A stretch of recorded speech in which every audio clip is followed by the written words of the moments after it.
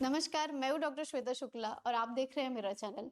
इस चैनल में हम हेल्थ रिलेटेड वीडियोस अपलोड करते हैं जो आपकी शरीर को स्वस्थ रखने में बहुत हेल्पफुल होते हैं। आज के इस वीडियो में एक और बहुत ही कॉमन और बहुत ही सुना हुआ विषय जो है उसके बारे में हम बात करेंगे, जो है विटामिन डी।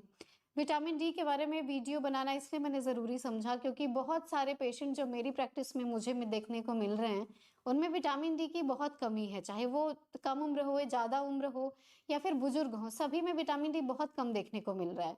तो इसके बारे में जागरूकता लानी बहुत ज़रूरी थी, इसीलिए मैंने ये वीडियो बनाने को सोचा और मैं इस वीडियो के माध्यम से आपको बताना चाहती हूँ कि विटामिन डी कितना ज़रूरी है हमारे शरीर के लिए, ये क्या होता है और इसकी कमी से क्या-क्या तकलीफ हो सकती है और ये कैसे मिलता है और अगर कमी है तो आप इसको कैसे पूरा कर सकते हैं। तो शुरू करते हैं सबसे पहले कि विटामिन डी क्या है? विटामिन डी एक विटामिन है जो कि हमारे शरीर में पाया जाता है।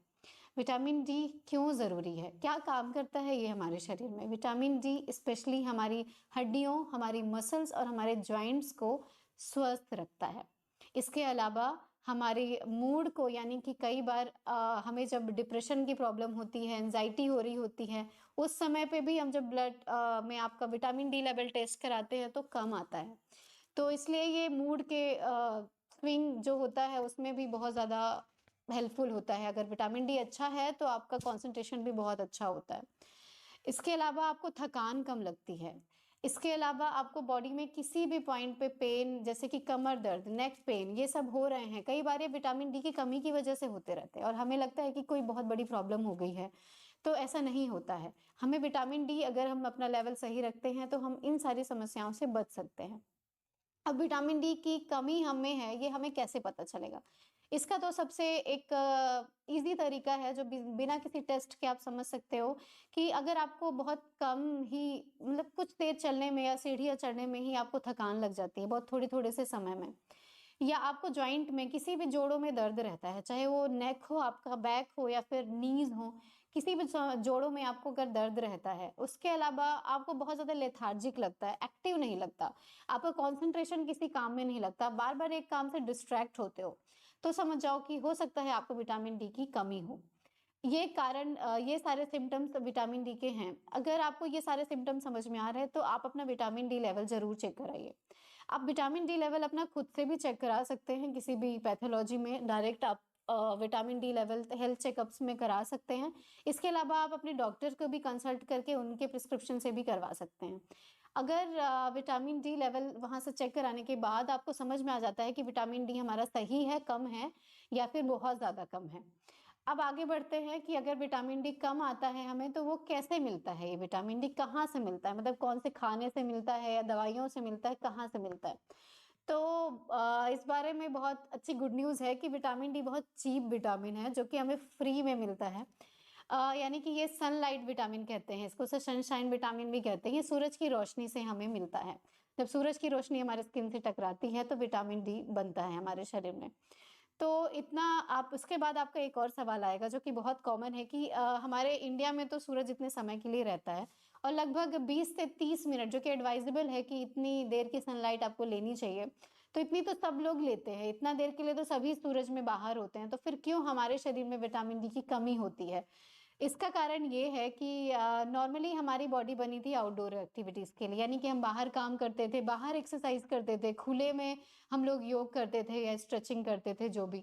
अभी क्या हो गया है कि हम बंद कमरे में काम करते हैं, एसी के अंदर रहते हैं और अगर हम एक्सरसाइज भी करते हैं तो हम जिम जाके करते हैं, यानी कि उसमें भी हमारा सूरज की रोशनी से कोई संपर्क हमारे शरीर का नहीं होता है।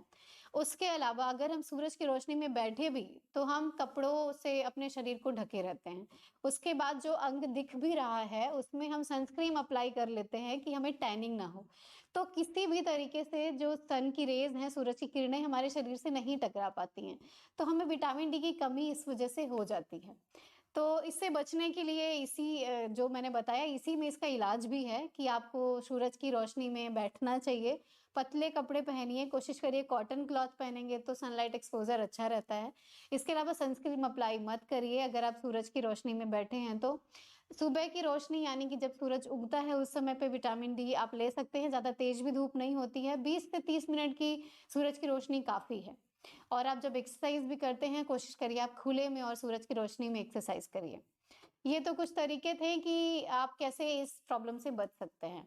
अब आ गया कि अगर विटामिन डी लेवल मेरा ज़्यादा कम आया है या थोड़ा कम आया है, तो उसको हम इलाज कैसे करेंगे, उसको कैसे सही करेंगे? अगर आपका विटामिन डी लेवल थोड़ा-सा कम आता है, यानी ज़्यादा मात्रा में आपको डेफिशिएंसी नहीं है, तो आप इसको नॉर्मल अपना रूटीन बदल के इसको रिकवर कर सकते हैं। वो क्या करना है आपको? आपको एक्सरसाइज करनी है सूरज की रोशनी में। अगर आप एक्सरसाइज करते हैं, प्राणायाम, योग जो भी करते हैं, आपको सूरज की रोशनी में करनी है। अगर आप वो भी नहीं करते हैं, तो आपको सुबह की यानी कि जब सूरज उगता है, उस समय पे 20 से 30 मिनट तक सूरज के सामने कम से कम कपड़ों में और नॉर्मली कॉटन के क्लॉथ यूज़ करिए अगर आप पहन भी रहे हैं कपड़े तो। और आपके बॉडी का कुछ हिस्से खुले होने चाहिए ताकि सूरज की रोशनी आपके स्किन से टकरा सके। इस तरीके से आप सन एक्सपोज़र लीजिए। कोशिश करिए कि आप अपने डाइट में थोड़ा-सा विटामिन डी वाली चीज़ें यूज़ करें। वैसे तो विटामिन डी डाइट से बहुत कम मिलता है, लेकिन ऐसा माना जाता है कि फिश में यानी कि मछली में और अंडे के येलो पार्ट में जो पीला हिस्सा होता है, उसमें कुछ मात्रा में विटामिन डी मिलता है। तो आप वहाँ से भी थोड़ा-सा विटामिन डी ले सकते हैं, पर इसका सबसे अच्छा स्रोत तो मैं कहूँगी सूरज ही होता है और आपको सूरज की रोशनी ही लेनी चाहिए। इसके बाद अगर बहुत मात्रा में कम आ रहा है आपका विटामिन डी, यानी कि आप ये सब चीज़ें कर रहे हो, लेकिन जो आपके सिम्पटम हैं, यानी कि आपको जो थकान लग रही है या थोड़ी-सी एक्टिविटी में आप थक जाते हो, बॉडी में दर्द हो रहा है, जॉइंटों में दर्द हो रहा है और वो रिकवर नहीं हो रहा है, तो समझ जाइए कि विटामिन डी बहुत ज़्यादा डेफ़िशिएंसी है और आपको उसके लिए सप्लीमेंट्स पे जाना पड़ेगा। सप्लीमेंट्स आप अपने से ना लें, आप अपने किसी भी नियरेस्ट डॉक्टर से कंसल्ट करिए, वो आपको सप्लीमेंट्स आपके वैल्यू के हिसाब से यानी कि जितना लेवल आपका विटामिन डी का कम होगा, उस हिसाब से आपको वो सप्लीमेंट्स बताएँगे, कुछ मंथ का कोर्स होता है वो। वो कोर्स को कंप्लीट करके आप अपना नॉर्मल रेंज विटामिन डी की ला सकते हैं। एक बार नॉर्मल रेंज आ जाए, उसको मेंटेन करने के लिए आप पूरा टाइम सप्लीमेंट्स ना लें, उसके बाद आप सूरज की रोशनी, एक्सरसाइज़ेज़ और ये सारे अपने रूटीन में चेंजेस करके आप विटामिन डी का लेवल संतुलित रख सकते हैं। अगर आपका विटामिन डी का लेवल अच्छा है, तो आपकी बोन, आपकी मसल, आपके जॉइंट की हेल्थ बहुत अच्छी रहेगी और बहुत सारी समस्याएँ जो कि आजकल बहुत कम उम्र में देखने को मिल जाती हैं, उससे आपको बहुत आराम रहेगा। कई बार देखा गया है कि ऐसे देश जहाँ पे सूरज की रोशनी कम समय के लिए होती है, वहाँ के लोग बहुत ज़्यादा डिप्रेशन का शिकार होते हैं और वहाँ सुसाइडल केस भी बहुत ज़्यादा होते हैं। तो हमारे इंडिया में जहाँ विटामिन डी का इतना अच्छा स्रोत मुफ्त में और इतने ज़्यादा समय के लिए हमें मिलता है, तो हमें उसका उपयोग करना चाहिए और अपनी हड्डियों, मसल और अपने दिमाग को सही रखना चाहिए। उम्मीद करती हूँ आपको इस वीडियो से काफ़ी सारी जानकारी और अवेयरनेस हो गई होगी विटामिन डी के बारे में। इसके अलावा आपके कोई सवाल हैं तो आप मुझसे कमेंट बॉक्स पे लिख के पूछ सकते हैं। अगर आपको ये वीडियो मेरा अच्छा लगता है तो आप ज़रूर लाइक करें। इससे मुझे मोटिवेशन मिलता है आपको लगातार अवेयर करने के लिए। इसके अलावा अगर आपके संपर्क में कोई भी है जिसके अंदर ये सिम्पटम है या विटामिन डी की डेफिशिएंसी से वो जूझ रहा है, तो आप उससे वीडियो ज़रूर शेयर करिए। इससे अवेयरनेस बढ़ेगी और किसी की हेल्प हो जाएगी। मिलते हैं अगले वीडियो में, तब तक के लिए नमस्कार।